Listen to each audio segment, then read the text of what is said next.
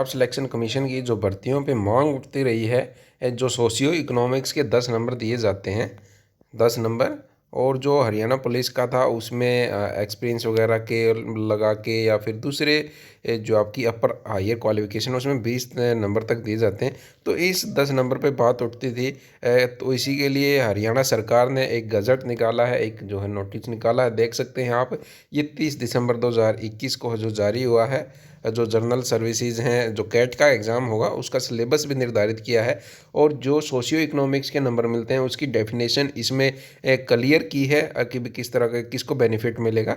तो उसमें दिखा देते हैं हम किस तरह के जो नोटिस है ये आया है। ये जो general administrative department general service की भर्ती होती हैं, जो आया था पहले नोटिस, उसका पैरा 6 का था।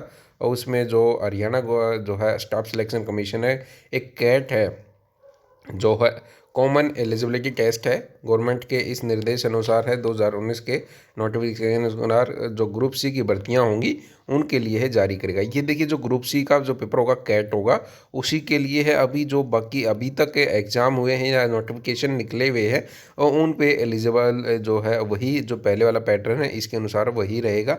ये जो कैट का एग्ज़ाम होना है उसके लिए निर्धारित किया गया है। कॉमन एलिजिबिलिटी टेस्ट है जो उसमें जो है कॉमन एलिजिबिलिटी टेस्ट 95 परसेंटाइल रहेगा।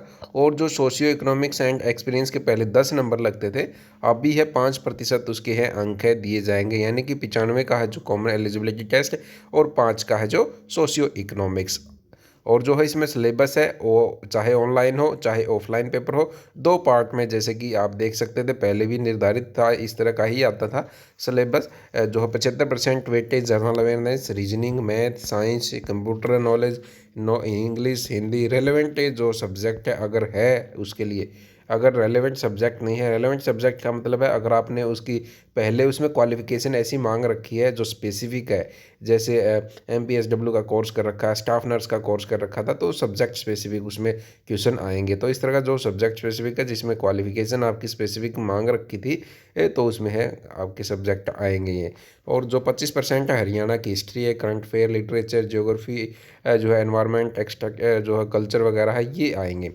और जो 5% वेटेज है उसमें जो मेन है ये देख सकते हैं कि भी मेरा भाई नौकरी पे तो मुझे उसका फ़ायदा नहीं मिलता, वो अलग रहता है, तो मेरे तो इसको मेरे नुकसान हो जाएगा। तो इसमें इन्होंने डिसाइड किया है ये कि भी नाइदर ही और nor any person from amongst the applicant family, या तो वो खुद नहीं होना ये जो 5% नंबर लेने हैं उसको, और या फिर उसकी फैमिली में कोई भी डिपार्टमेंट में, बोर्ड में, कॉरपोरेशन कंपनी में, कमीशन में, अथॉरिटी ऑफ द इंडिया में, गवर्नमेंट में रेगुलर जॉब है जो जिसकी है रेगुलर एम्प्लॉय है, वो इस चीज़ का फ़ायदा नहीं ले सकता, बाकी को मिलेगा।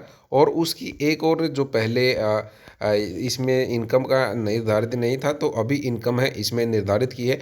उसकी सैलरी है जो उसके इनकम है, अरे जो भी ग्रोस इनकम है, जो सैलरी है एग्रीकल्चर से, बिजनेस से, प्रोफेशन से, किसी भी से 1,08,000 जो 80,000 रुपये है उससे ज़्यादा नहीं होनी चाहिए, तभी इस चीज़ का फ़ायदा ले पाएगा। तो इसके लिए मैं मानता हूँ ये बहुत अच्छा स्टेप है सरकार का। जो बच्चे मान लीजिए कोई भी अपर कैटेगरी के थे, मेहनत करते थे, वो इस कंडीशन में रह जाते थे, तो उनके लिए इसमें फ़ायदा रहेगा। और जो बिल जिसको रिक्वायरमेंट है, जिसके घर में जो सही में मायने में ये है कि भी हाँ इसको रिक्वायरमेंट है इस चीज़ की, उसको एक्स्ट्रा नंबर है मिलने चाहिए ताकि इसका सोर्स ऑफ इनकम है वो बढ़ सके, इसके घर में नौकरी है मिल सके, उनके लिए बहुत अच्छा स्टेप है। सिर्फ उनको जो ये नंबर मिलेंगे 1,80,000 से कम है। और जो है ये आप देख सकते हैं सोशियो इकोनॉमिक्स के। और जो है जो फैमिली की डेफिनेशन है, फैमिली की डेफिनेशन भी दी गई है और सारा डेटा परिवार पहचान पत्र से उठाया जाएगा। फैमिली की डेफिनेशन दी गई है इसने। अजीब फैमिली है जो मेल एप्लीकेंट है, अगर मेल है तो वो एप्लीकेंट खुद, उसका father, mother, wife, unmarried brother है और सन है। अनमैरिड ब्रदर की बात है, अगर मैरिड ब्रदर है तो इसमें काउंट नहीं है। अगर मैरिड ब्रदर है वो नौकरी पे है तो आपको इस चीज़ का फ़ायदा मिलेगा। अगर इनमें से कोई आपके घर में नौकरी नहीं है और 1,80,000 से कम है तो आपको उस कंडीशन में फ़ायदा मिलेगा, पहले नहीं था ये। अभी फीमेल अनमैरिड कैंडिडेट है, अगर फीमेल अनमैरिड में उसका मतलब है वो खुद, उसके पिता, जहाँ पे अभी है मदर है, और उसका अनमैरिड ब्रदर, इसको भी मैरिड ब्रदर का जो है फ़ायदा मिलेगा। ठीक है। आगे फीमेल मैरिड है अगर तो अप्लीकेंट खुद, उसके husband, father in law, mother in law, unmarried brother in law and son. तो उसके जो है यहाँ का जो उसका ससुराल है वहाँ का काउंट होगा, न कि उसके जो है पीयर का, जहाँ की लड़की है वो वहाँ का काउंट होगा। अगर डिवोर्सी लड़की है तो वो खुद, उसके पिता, उसकी मदर और अनमैरिड और ब्रदर। तो अगर डिवोर्सी है तो उसका जो पीयर है, जहाँ पे है, जहाँ की लड़की है वो, उसके साथ जहाँ पे शादी हो रखी है वो नहीं काउंट होगा। जो जहाँ की है लड़की, उसके पिता है, मदर है, अनमैरिड ब्रदर, सन है। तो इस तरह का फ़ायदा है। डिवोर्सी फीमेल को भी ऐसे ही होगा, जैसे फीमेल अनमैरिड है उसी तरह का सेम डिवोर्सी फीमेल को है, इस तरह का जो फ़ायदा है ये मिलेगा। और जो 5% अगर एप्लीकेंट बोनाफाइड जो है, अगर विडो है तो उसको मिलेगा। इफ़ द जो फर्स्ट और the second child and his father died before attaining the age of the 42, अगर कोई बच्चा है उसके पिता 42 उम्र से पहले ही एक्सपायर हो गए थे तो उसको भी इस चीज़ का 5% का फ़ायदा मिलेगा। और एक बात और ध्यान रखना, सिर्फ 5% नंबर मिलेंगे, या तो आप इसमें कवर कर लीजिए या इसमें ऊपर वाले में कवर कर लीजिए। मैक्सिमम आपको 5% ही मिलेंगे, चाहे इसमें कवर करें चाहे इसमें कवर करें, कहीं पे भी आप है इस तरह के जो है कवर करें, आपको इस तरह का जो है सिर्फ और सिर्फ 5% अंकों का जो है ये हिंदी में भी दिया गया है और इसकी PDF है टेलीग्राम पे डाल दी है।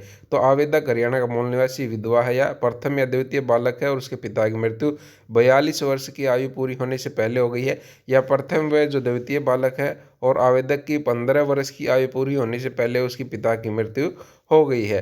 तो अगर बच्चा 15 का है और उससे पहले हो गई उसमें भी फ़ायदा मिलेगा, अगर पिता की 42 से पहले हो गई तो उसमें भी फ़ायदा मिलेगा। तो देख सकते हैं, तो ये है जो सारा परिवार पहचान प्रतिशत के अनुसार ही ये माना जाएगा प्रमाण पत्र वगैरह देके।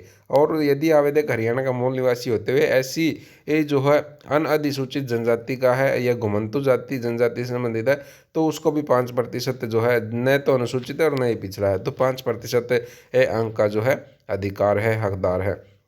यदि आवेदक हरियाणा का मूल निवासी है तो उसे हरियाणा सरकार के किसी विभाग, बोर्ड, निगम, कंपनी, विधायक आयोग, प्राधिकरण के समान या उच्चतर पद पर प्रत्येक 1 वर्ष पर या उसके अनुभव के 6 मास से अधिक भाग के लिए ½ है। 6 मास से अधिक जो है 6 मास से कम की किसी अवधि या 8 वर्ष से अधिक की अवधि पर कोई अनुभव और अधिमान नहीं किया जाएगा। यानी कि अधिकतम 4% है, 4 अंक है इसके लिए दिए जाएंगे और मिनिमम है जो 0.5। 1 साल जो है 6 महीने के देख सकते हैं इसमें जो है अंक है इसमें, मतलब अधिकतम है जो इसमें 8 वर्ष का एक्सपीरियंस काउंट होगा, 8 वर्ष का है। ठीक है, 5% जो है अंक इसमें मिलेंगे। और जो है 4% का इसमें दिया गया है आगे, अगर अधिकतम अन्य शर्तें हैं, किसी भी आवेदक को किसी भी परिस्थिति में सामाजिक जो आर्थिक दंड है, जैसा कि हम कह रहे थे 5% से कहीं ज़्यादा नहीं दिए जाएंगे। चाहे तो आप इसमें 4% इसमें कवर कर लीजिए नीचे वाले में, ठीक है, और चाहे इसमें ऊपर वाले में किसी में भी कवर कर लीजिए, आपको मैक्सिमम 5 अंक ही मिलेंगे। और यदि हरियाणा सरकार का कर्मचारी डी और सी और डी के लिए नियुक्ति जीवन काल में एक बार ही इस चीज़ का बेनिफिट है, इस चीज़ का अगर आपने एक बार ज्वाइनिंग कर ली तो अगली भर्ती में आपको इस चीज़ का फ़ायदा नहीं मिलेगा, तो इस बात का भी आप अवश्य ध्यान दें। यदि व्यक्ति स्वयं या उसका परिवार सदस्य अधिमान के लाभ सहित या किसी एक बार चयनित हो जाता तो परिवार के किसी अन्य सदस्य को इस पद के लिए जो है, ये आप देख सकते हैं जो हमने कहा उसी तरह का जो है एक बार ही फ़ायदा उसको परिवार वालों को मिलेगा इसमें।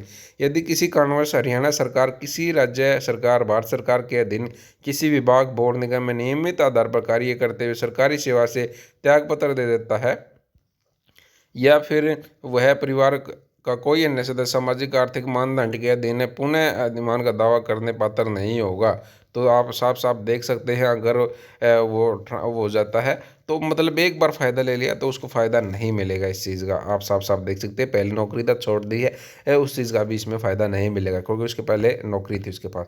तो ये गज़ट है, जारी किया है, इसकी PDF है, टेलीग्राम के लिंक पर डाल दी हमने पहले ही, तो आप अगर वहाँ होते तो वहाँ पर देख सकते हैं। और अभी इसके पटवारी वगैरह के मॉक टेस्ट हमने डाल रखे हैं, प्रीवियस ईयर भी डाल रखे हैं, सिलेबस भी डाल रखा है, अगर नहीं देखे तो आप जाके देख सकते हैं उस चीज़ के लिए। ये सारी की सारी PDF हैं, फ्री ऑफ कॉस्ट टेलीग्राम पे उपलब्ध हैं। और जो नोटिफिकेशन है 701 59 64 701 59 64 व्हाट्सएप पर हेल्पलाइन नंबर दे रहे हैं हम आपको, 701 59 64 782 ये व्हाट्सएप हेल्पलाइन नंबर है।